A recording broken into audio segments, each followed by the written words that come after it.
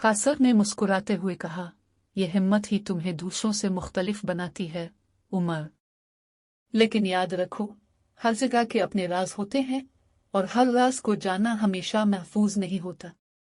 उमर ने कासर की बात सुनकर गहरी सांस ली और कहा, मैं खतरे से नहीं डरता, लेकिन ये जानना चाहता हूँ कि इस जगह के बारे में ऐसा क्या खास है जिसने तुम्हें सदियों तक यहाँ रहने पर मजबूर किया। कासर ने एक लम्हे के लिए आसमान की तरफ देखा, जैसे अपने ख्यालात जमा कर रहा हो। फिर वो बोला, ये जगह जादू और कहानियों से भरी हुई है। यहाँ के दरख्त, जमीन और हवा सबके अपने राज हैं, लेकिन इनमें सबसे बड़ा राज वो चीज है जो इस वादी के दरमियान दफन है। उमर की आंखें हैरत से फैल गईं। दफन? क्या चीज दफन है? कासर ने गहरी नजर से उमर को देखा और कहा, एक कदीम खजाना, लेकिन यह खजाना सिर्फ दौलत नहीं, बल्कि इल्म और ताकत का खजाना है।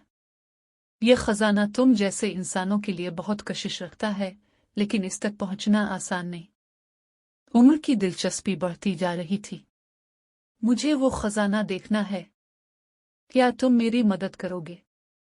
कासर ने संजीदगी से कहा, मदद करना इतना आसान नहीं, क्योंकि इस रास्ते में कई आजमाइशें हैं और हर आजमाइश तुम्हारे हौसले और नियत का इम्तिहान लेगी। उमर ने पुरज़्म अंदाज में कहा, मैं तैयार हूं।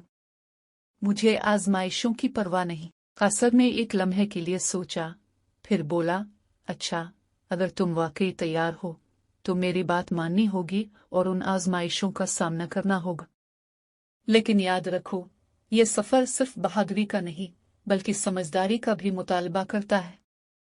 उमर ने सर हिलाया और कहा, मैं तैयार हूं। मुझे बताओ कि सबसे पहले क्या करना है।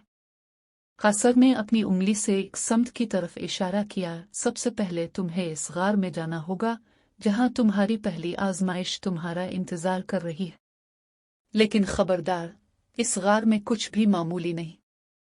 उमर ने गार की तरफ देखा, जिसके दहाने से हल्की सी सुरमई धुंध निकल रही थी। इसके दिल में तजस्सुस और खौफ का अजब इम्तिजाज था, लेकिन वो जानता था कि ये सफर उसे गैर मामूली तजुर्बात की तरफ ले जाएगा।